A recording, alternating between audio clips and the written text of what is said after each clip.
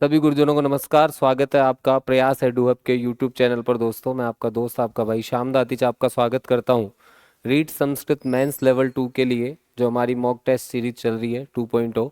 उसके अंतर्गत जो हमारे साहित्य का पेपर हुआ था, उसके प्रश्न लेकर के मैं आपके सामने उपस्थित हुआ हूं। तो उन प्रश्नों के बारे में हम चर्चा करने वाले हैं।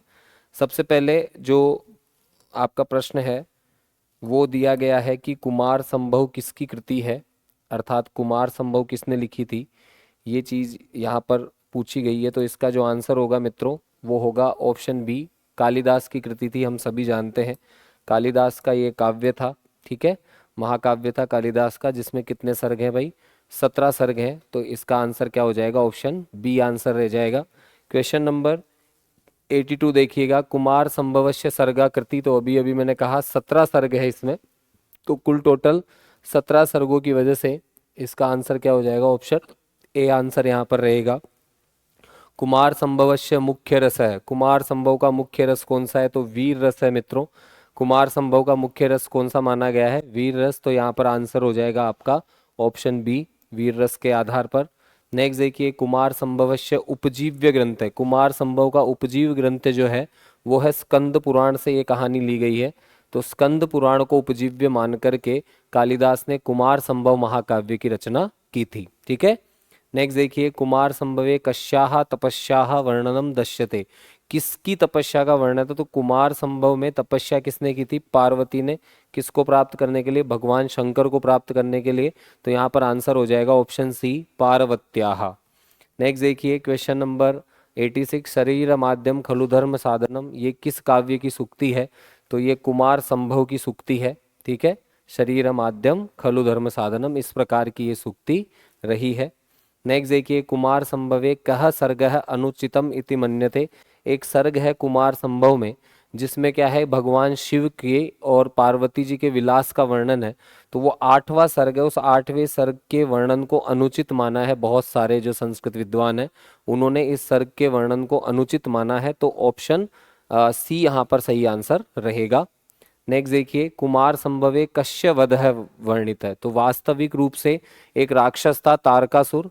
उस तारकासुर के वध के कारण ही कुमार संभव की रचना हुई। यहीं पर जो है शिव पार्वती का विवाह होकर के जब कार्तिकेय पैदा हुए, क्योंकि उसने भगवान ब्रह्मा से ये वर मांगा था कि मैं शिव जी के पुत्र के हाथों मारा जाऊं। तो वो संभव इसलिए नहीं था क्योंकि सती जो है वो उस समय मर गई थी और शिव थे वो विरक्त हो गए थे इस वजह से, ठीक है। नेक्स्ट देखिए, कुमार संभवस्य टीका संजीवनी कश्य कृति। तो मल्लीनाथ की टीका है संजीवनी। यह कुमार संभव पे भी है और रघुवंश पे भी है, दोनों पर सेम टीका इन्होंने लिखी है। तो यहाँ पर मल्लीनाथ की यह टीका रहेगी। नेक्स्ट देखिए, अस्तुत्तर श्याम दिशि देवात्मा हिमालयो नाम नगाधिराज है। कुमार संभवम की यह सूक्ति है, ये पंक्ति है मंगलाचरण की पहली लाइन है ये, अस्तुत्तर श्याम दिशि देवात्मा हिमालयो नाम नगाधिराज है। नेक्स्ट देखो, हिमालय वर्णम कुत्र दृश्यते। हिमालय का वर्णन कौन से सर्ग में दिया गया है? तो यहाँ पर आंसर रहेगा मित्रों आपका प्रथम सर्ग, क्योंकि अस्तुत्तर श्याम दिशि देवात्मा से ही आपको समझ जाना चाहिए कि प्रथम सर्ग में ही हिमालय का संपूर्ण वर्णन दिया गया है, कैलाश का, हिमालय का, सबका। नेक्स्ट देखिए, शिव पार्वत्यो विवाह कस्मिन सर्गे। कौन से सर्ग में शिव और पार्वती का विवाह होता है? तो जब वहां पर विलास का वर्णन है तो विवाह भी वहीं होगा, अष्टमे सर्गे, अर्थात 8वें सर्ग में यहाँ शिव और पार्वती का विवाह दिखाया गया है, ठीक है। नेक्स्ट देखिए, स्तोत्रम कश्चन तुष्टये, यह सूक्ति किसकी है? तो स्तोत्रम कश्चन तुष्टये, ये जो सूक्ति है वो कुमार संभव से ली गई है। इस वजह से किसकी सूक्ति मानी जाएगी? कालिदास की सूक्ति मानी जाएगी, क्योंकि कुमार संभव के जो रचयिता है वो कौन है? कालिदास है, ठीक है। नेक्स्ट देखिए, कुमार संभवे शिवस्य वटुवेश है। शिव का वटुवेश कहाँ पर दिखाया गया है कुमार संभव में?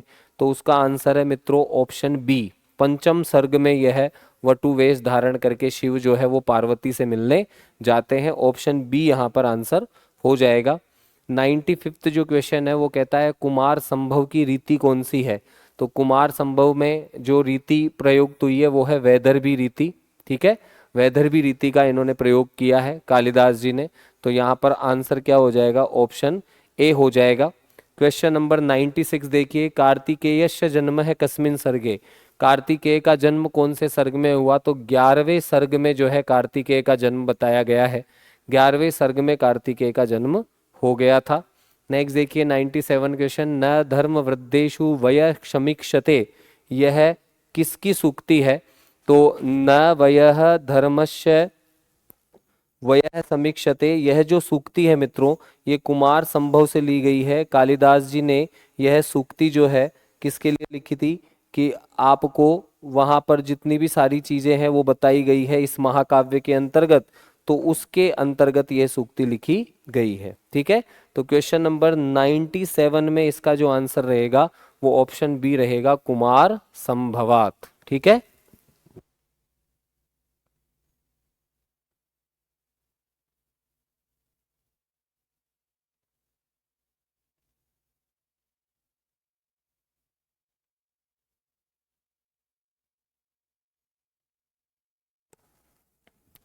नेक्स्ट देखिए क्वेश्चन नंबर 98। क्वेश्चन नंबर 98 की बात करें तो कुमार संभव के नायक कौन है? तो भगवान कार्तिकेय इसके नायक है, ना कि शिव। ठीक है, तो कार्तिकेय यहाँ पर सही आंसर रहेगा, option B is the right answer. Next देखिए कुमार संभव का मुख्य गुण कौन सा है? तो कुमार संभव का जो मुख्य गुण है वो प्रसाद गुण बताया गया है। काव्य के कुछ गुण होते हैं उसके अंतर्गत प्रसाद गुण यहाँ पर बताया गया है। क्वेश्चन नंबर 100 की हम बात करें तो तारकासुर का वध कौन से सर्ग में दिया गया है? तो ऑब्वियस सी चीज है, तारकासुर का जो वध है वो अंतिम सर्ग में ही दिया हुआ होगा। ठीक है, तो अंतिम सर्ग कौन सा है तारकासुर के वध के लिए?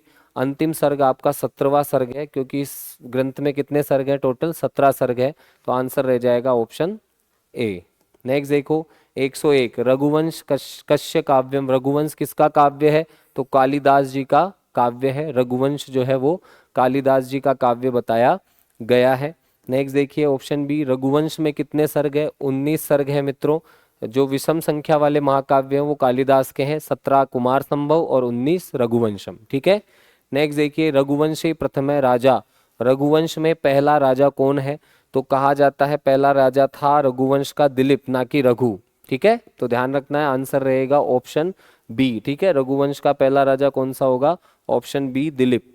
रघुवंशस्य अंतिम है राजा अग्निवर्ण है, ये तो फैक्ट्स की बात है। अग्निवर्ण जो था वो रघुवंश का अंतिम राजा कहलाता है, अग्निवर्ण।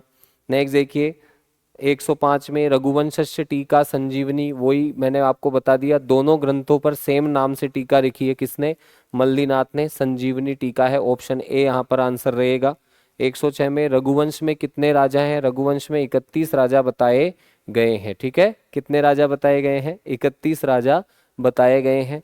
नेक्स्ट देखिए क्वेश्चन नंबर 107, रघुवंश की रीति कौन सी है? तो यहाँ पर वैदर्भी रीति का ही प्रयोग किया है कालिदास ने, सेम रीति है, तो वैदर्भी रीति का यहाँ पर प्रयोग किया गया है। ठीक है, नेक्स्ट देखिए क्वेश्चन नंबर 108, आज्ञा गुरुणाम यह विचारणीय किसकी सूक्ति है? रघुवंश की है। गुरुओं की आज्ञा जो है वो अविचारणीय होती है, इस प्रकार से कालिदास ने कहा है। क्वेश्चन नंबर 109, कोत्सस्य दक्षिणादानम कै दत्तवान, कोत्स को दक्षिणा दान किसने दिया था? तो ध्यान रखना है 109 क्वेश्चन में रघु ने कोत्स को दक्षिणा दान दिया था, और ये आंसर यहाँ पर रघु यहाँ पर रहेगा। नेक्स्ट देखिए रघुवंशे रामायणम किमुच्यते, रघुवंश में रामायण को क्या कहा गया है? कवि प्रथम पद्धति कहा गया है। भाई रघुवंश में रामायण को क्या कहा गया है? कवि प्रथम पद्धति ही। नेक्स्ट देखिए रघुवंशस्य वंशावली कस्य पुराणस्य आधारिता, रघुवंश की वंशावली कौन से पुराण से आधारित है? तो पद्म पुराण में ये वंशावली दी गई है, तो पद्म पुराण में ये पूरी वंशावली आधारित है, आंसर हो जाएगा ऑप्शन सी। क्वेश्चन नंबर 112, दशरथस्य पुत्रेष्टि कति सर्गे, पुत्रेष्टि यज्ञ किया था दशरथ ने, वो कौन से सर्ग में है? तो 10वें सर्ग में दिया हुआ है, ये ध्यान रखना है, 10वें सर्ग में यह दिया हुआ है 112 क्वेश्चन में, ऑप्शन बी। 113 जो क्वेश्चन है उसमें कहा है कि रघु की दानशीलता का वर्णन कहाँ है? तो चौथे अंक में दक्षिणा दानम का वर्णन है, इस वजह से यहाँ पर दानशीलता का वर्णन है, चतुर्थ सर्ग यहाँ पर सही आंसर रहेगा। नेक्स्ट देखिए अजस्य पत्नी, अज की पत्नी कौन थी भाई? तो यहाँ पर भी ऑप्शन बी आंसर रहेगा, इंदुमती। कौन थी भाई? इंदुमती थी जो अज की पत्नी थी। ठीक है, नेक्स्ट देखिए क्वेश्चन नंबर 115, सीताया परित्याग है, सीता का परित्याग कौन से सर्ग में दिया गया है? तो क्वेश्चन नंबर 115 का जो आंसर है वो है 14वें सर्ग में सीता का परित्याग वर्णित है। ठीक है, 14वें सर्ग में। नेक्स्ट देखो क्वेश्चन नंबर 116, किरातार्जुनीयम कस्य काव्यम? किरातार्जुनीयम किसका काव्य है? तो भारवी मुनि का यह काव्य है। ठीक है, भारवी के द्वारा किरातार्जुनीयम लिखा गया है। ऑप्शन सी आंसर रहेगा। किरातार्जुनीयम में सर्ग कितने हैं? तो 18 सर्ग है इसमें। किरातार्जुनीयम में 18 सर्ग है, शिशुपाल वध में 20 है और नैषधीय चरितम में 22 है। ठीक है, नेक्स्ट देखिए, किरातार्जुनीयम का नायक कौन है? अर्जुन खुद इसका नायक है, अर्जुन। तो अर्जुन इस महाकाव्य का नायक बताया गया है। शिवः कस्य वेशम धारयति? तो शिव ने शिकारी का वेश, किरात का रूप धारण किया था। ऑप्शन बी यहाँ पर आंसर रहेगा। क्वेश्चन नंबर 120, आतपत्र उपाधि किसकी है? भारवी की। आतपत्र भारवी कहा जाता है इनको। तो भारवी की उपाधि क्या हो जाएगी? आतपत्र हो जाएगी। ठीक है, उसके बाद देखो क्वेश्चन नंबर 121, भारवी का प्रमुख गुण? तो भारवेरर्थ गौरवम, उपमा कालिदासस्य भारवेरर्थ गौरवम दंडिनः पदलालित्यम माघे संति त्रयो गुणा, इस प्रकार से कहा गया है। नेक्स्ट 122, घंटापद टीका किसकी है? तो किरातार्जुनीयम की है घंटापद टीका, मल्लिनाथ ने लिखी है ये भी। तो इसकी टीका का नाम क्या है? घंटापथ। नेक्स्ट देखिए, किरातार्जुनीयम का उपजीव्य ग्रंथ कौन सा है? तो उपजीव्य ग्रंथ इसका रहेगा दोस्तों महाभारत से यह उद्धृत है। महाभारत का जो वन पर्व है ना, वहां से यह ग्रंथ, मतलब वहां की जो कहानी है उसको आधारित करके ये ग्रंथ लिखा गया है। तो उपजीव्य ग्रंथ होता है जिसको आधार बना करके किसी ग्रंथ की रचना की जाती है। ऑप्शन बी आंसर रहेगा। 124 में अर्जुनस्य तपः कुत्र? अर्जुन का तप कहाँ पर बताया गया? तो इंद्रकील पर्वत था, उस इंद्रकील पर्वत पर इन्होंने तपस्या की थी अर्जुन ने। तो इंद्रकीले, ऑप्शन सी आंसर यहाँ पर हो जाएगा। 125 क्वेश्चन की ओर चलें तो 125वां क्वेश्चन है मित्रों, पाशुपतास्त्री कस्य काव्ये वर्णते? पाशुपत अस्त्र की प्राप्ति किरातार्जुनीयम में बताई गई है। तो आंसर हो जाएगा ऑप्शन डी, यहाँ पर बिल्कुल सही आंसर रहेगा। नेक्स्ट 126 में लक्ष्मंत्य काव्य, लक्ष्मंत्य काव्य कौन सा है? लक्ष्म्यंत काव्य जो है वो किरातार्जुनीयम है। ठीक है, इस काव्य का प्रारंभ श्रीय शब्द से हुआ है, जबकि प्रत्येक सर्ग का अंत लक्ष्मी शब्द से होता है, इसलिए इसको लक्ष्मंत काव्य कहा गया है। नेक्स्ट, अर्जुन किरातयोर युद्ध कस्मिन सर्गे? अर्जुन और किरात का युद्ध किस में है? सर्ग नंबर 12 में बताया गया है। ऑप्शन बी यहाँ पर आंसर रहेगा। क्वेश्चन नंबर 128, किरातार्जुनीयम कस्य रस प्राधान्यम? किरातार्जुनीयम में कौन से रस की प्रधानता है? तो वीर रस की, क्योंकि युद्ध इत्यादि का वर्णन है। तो यहाँ पर आंसर ऑप्शन सी रह जाएगा मित्रों। क्वेश्चन नंबर 129, सुदुर्लभा सर्व मनोहरा गिरह? सर्व मनोहरा गिरह अर्थात दुर्लभ होती है, सभी को प्यारी लगने वाली वाणी। तो इति सूक्ति कस्य? तो ये किसकी है भाई? भारवी की सूक्ति है, क्योंकि किरातार्जुनीयम से ली गई है। ठीक है, तो ऑप्शन डी यहाँ पर आंसर रहेगा। क्वेश्चन नंबर 130, अर्जुनस्य तपो विघ्नार्थम का प्रेक्षिता?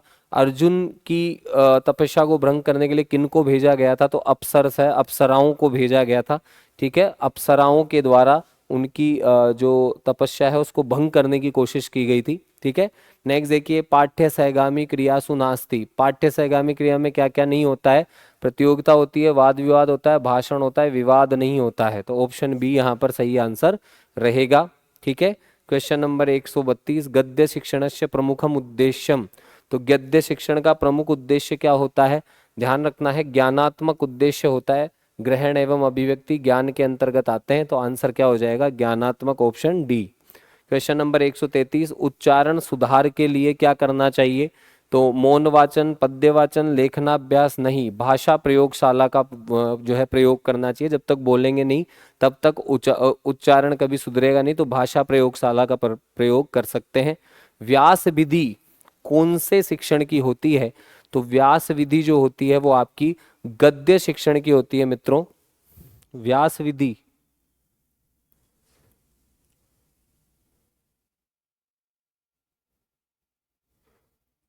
व्यास विधि जो होती है पद्य शिक्षण की विधि होती है। हाँ बिल्कुल, एक मिनट रुकिएगा।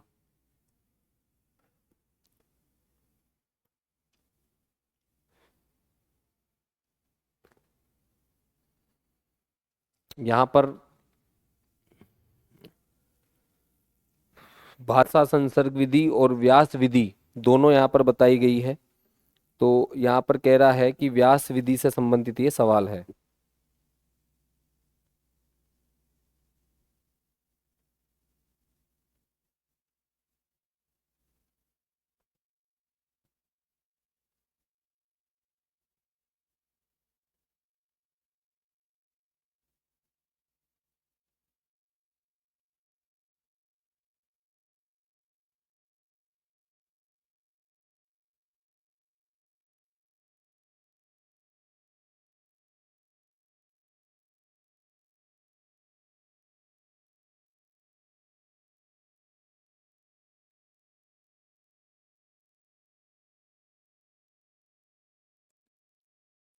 हाँ जी, तो 134वां जो आपका क्वेश्चन है, इसका जो आंसर रहेगा वो पद्य शिक्षण रहेगा। पद्य शिक्षण व्यास विधि जो होती है वो पद्य शिक्षण के अंतर्गत ही मानी गई है। तो ध्यान रखना है, ऑप्शन सी ही यहाँ पर सही आंसर रहेगा।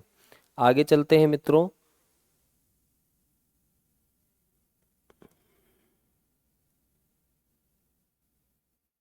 ठीक है, पद्य शिक्षण यहाँ पर सही आंसर आपका रहने वाला है, वो भाषा संसर्ग विधि है, इस वजह से थोड़ा कंफ्यूजन हुआ। नेक्स्ट देखिए, व्याकरण शिक्षण की विधि नहीं है, आगमन है, निगमन है, सूत्र है, दंडान्वय विधि यहाँ पर व्याकरण शिक्षण की ना होकर के पद्य शिक्षण या काव्य शिक्षण की है। क्वेश्चन नंबर 136, प्रत्यक्ष विधि अस्ति, प्रत्यक्ष विधि को क्या कहा जाता है? निर्बाध विधि भी कहा जाता है। तो आंसर क्या हो जाएगा? ऑप्शन ए यहाँ पर सही आंसर रह जाएगा। प्रत्यक्ष विधि का अर्थ है निर्बाध विधि। नेक्स्ट देखिए, मोंटेसरी विधि का प्रयोग कहाँ पर किया जाता है? तो मोंटेसरी विधि का प्रयोग लेखन शिक्षण में किया जाता है। कार्ड्स का प्रयोग करके यहाँ पर लेखन शिक्षण का प्रयोग किया जाता है। तो ऑप्शन सी यहाँ पर सही आंसर रहेगा। नेक्स्ट देखिए, देखो और कहो विधि, यह कौन सी विधि कहलाती है? तो ये चित्र विधि कहलाती है मित्रों।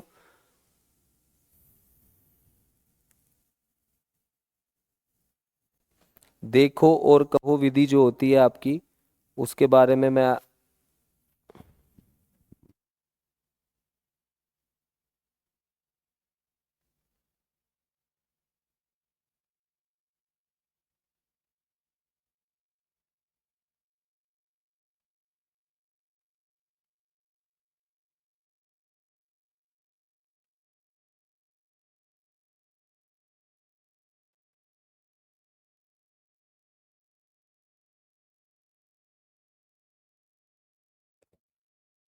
चित्र विधि जो होती है वो लेखन शिक्षण की होती है।